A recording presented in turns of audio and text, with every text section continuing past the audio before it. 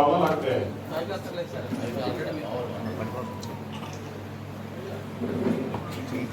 ఈ నెల 4వ తారీఖు కౌంటింగ్ జరిగింది. మనకు తెలిసిన విషయమే.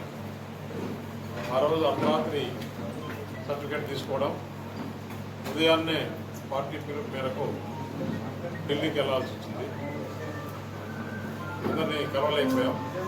ఢిల్లీలో జరిగిన పరిణామాలు, దాని తర్వాత ముచ్చటగా మూడోసారి ప్రధానమంత్రి నరేంద్ర మోడీ గారి ప్రమాణ స్వీకారం, మళ్ళీ 12వ తారీఖునే 4వసారి ఆంధ్రప్రదేశ్ ముఖ్యమంత్రిగా చంద్రబాబు ప్రమాణ స్వీకారం.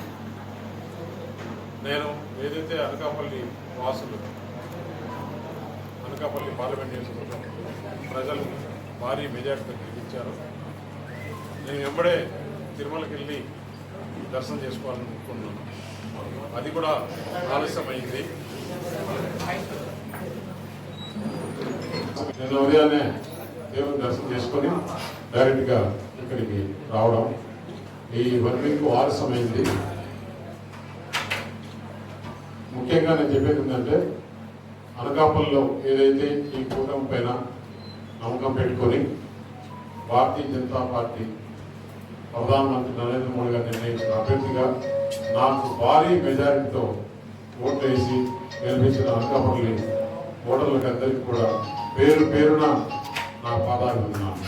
ఎందుకంటే జీవితంలో మర్చిపోలేనంత విధంగా నేను మొట్టమొదటిసారి పోటీ చేసినప్పటికీ 3 లక్షల మెజారిటీతో గెలిపించిన అనకాపల్లి భారతీయ జనతా పార్టీ నాయకులకి, తెలుగుదేశం పార్టీ నాయకులకి, కార్యకర్తలకి, జనసేన నాయకులకి, కార్యకర్తలకి, ఈ నియోజకవర్గ వాసులకి, అనకాపల్లి పార్లమెంట్ నియోజకవర్గ ప్రజలందరికీ కూడా పేరు పేరున మరొకసారి ధన్యవాదాలు తెలియజేసుకుంటున్నాను. నేను ఏదైతే ఎలక్షన్స్లో చెప్పానో దానికి రెట్టింపే ఈ అనకాపల్లి నియోజకవర్గంలో యువతకు ఉద్యోగ కొరత ఉంది. ఇక్కడ పరిశ్రమలు రావాలి, పరిశ్రమలు వస్తేనే ఆంధ్రప్రదేశ్ అభివృద్ధి జరుగుతుంది. ఇక్కడ యువతకు ఉద్యోగ అవకాశాలు కల్పిస్తానని చెప్పిన మాట ప్రకారం తప్పకుండా మళ్ళీ అనకాపల్లి ప్రజలు సీఎం రమేష్ కావాలని కోరుకునే విధంగా ఈ ప్రాంత అభివృద్ధికి తోడ్పడతారు. చాలామంది ఎలక్షన్స్లో రకరకాలుగా చెప్పారు. బయట ప్రాంతం నుంచి వచ్చాడు, ఇక్కడ ఎలా చేస్తాడని. నేను ఒకటే చెప్పాను, ఇప్పుడు మనకు అమ్మాయి ఉంటే మంచి సంబంధం కోసం చూస్తామా, లేకుంటే ఆ ఊర్లోనే పెళ్లి చేసుకోవాలని చూస్తామా?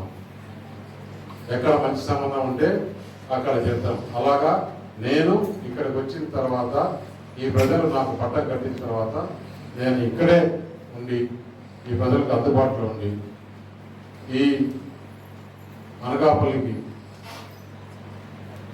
మంచిగా ప్రజలు ఏ విధంగా కోరుకుంటున్నారో, ప్రజలు ఏ విధంగా ఎక్స్పెక్టేషన్స్ పెట్టుకున్నారో అంతకు రెట్టింపు ఉత్సాహంతోనే ఇక్కడే పనిచేసి ఇక్కడే నివాసం కూడా ఏర్పాటు చేసుకుంటామని చెప్పేసి మీకు తెలియజేస్తున్నాను. మొన్న చూశాం ప్రధానమంత్రి నరేంద్ర మోడీ గారు ఏ విధంగా మళ్ళా 3వసారి ప్రధానమంత్రి అయినారో. ఎందుకు చెప్తున్నానంటే, ఆంధ్రప్రదేశ్ రాష్ట్రం విభజించినప్పుడు 42 పార్లమెంట్లు ఉన్నాయి. ఆంధ్రప్రదేశ్లో ఇప్పుడు విభజించిన తర్వాత 25 వచ్చినాయి. 42 ఉంటే మనం శక్తి ఎక్కువ ఉండేదని. అయినా కూడా ఇక్కడ జగన్మోహన్ రెడ్డి చేసిన అరాచక పాలన వల్ల ప్రజలు ఏం చేశారంటే, ఈ కూటమి ఎప్పటికీ విడిపోకుండా ఆంధ్రప్రదేశ్ పార్లమెంటు సభ్యులతోనే కేంద్ర ప్రభుత్వం ముడిపడి ఉండే విధంగా ఈరోజు తీర్పిచ్చారంటే నిజంగా వారికి హ్యాట్స్ ఆఫ్. ఈ బంధం ఇలాగే కొనసాగుతుంది.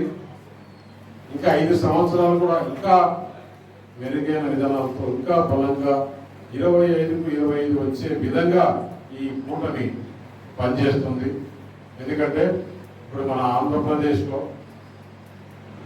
ఉండే 21 మంది ఎంపీలతో ప్రభుత్వం ఉంది అని అందరికీ తెలుసు. ఇదే ఆంధ్రప్రదేశ్ ముఖ్యమైన కీలక పాత్ర పోషిస్తాం.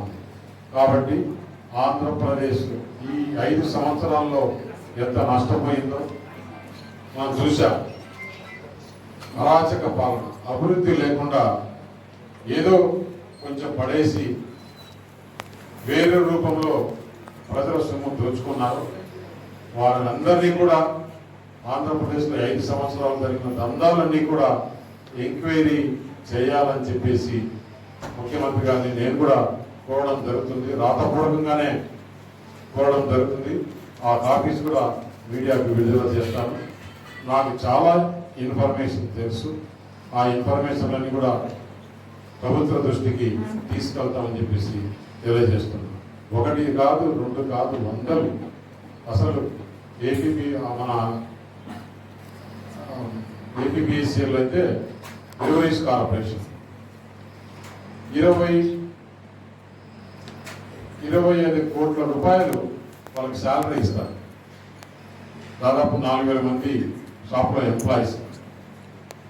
25 కోట్లు అంటే 30,000 రూపాయలు ఒకరికి షాప్లో పనిచేసే వాళ్ళకి జీతం ఇస్తూ వాళ్ళ దగ్గర నుంచి 5,000 రూపాయలు ఇంపాక్ట్ తీసుకొని నెలకు 5 కోట్ల రూపాయలు మిథున్ రెడ్డి జోగులకి పోతుందంటే మనం ఏమనుకోవాలి. అలాగే సెక్యూరిటీ 1,500 మంది ఉంటే వారికి శాలరీల నుంచి మంత్లీ 1.5 crore మిథున్ రెడ్డికి ఇవ్వాలంటే, అంటే నేను చెప్పేది ఎంప్లాయీస్ దగ్గర నుంచి కిక్బ్యాక్స్ తీసుకొని పని చేస్తున్నారంటే మనం ఏ విధంగా అర్థం చేసుకోవాలో చూడండి. అలాగే లిక్కర్ ఏ విధంగా పాలసీ చేశారు, వారి దగ్గర నుంచి డిస్టరీస్ ఏ విధంగా లాక్కున్నారు, మైనింగ్ కార్పొరేషన్లో ఏ విధంగా చేశారు, వీళ్ళందరూ కూడా డిప్యుటేషన్ పైన వచ్చిన అధికారులు ఎవరెవరు? వాసుదేవరెడ్డి, వెంకటరెడ్డి, రాజేశ్వర్ రెడ్డి, ఇంకొకతను ఫైబర్ గ్రిడ్ లో ఉన్నాడు ఒక రెడ్డి, అతను పేరు మధుసూదన్ రెడ్డి.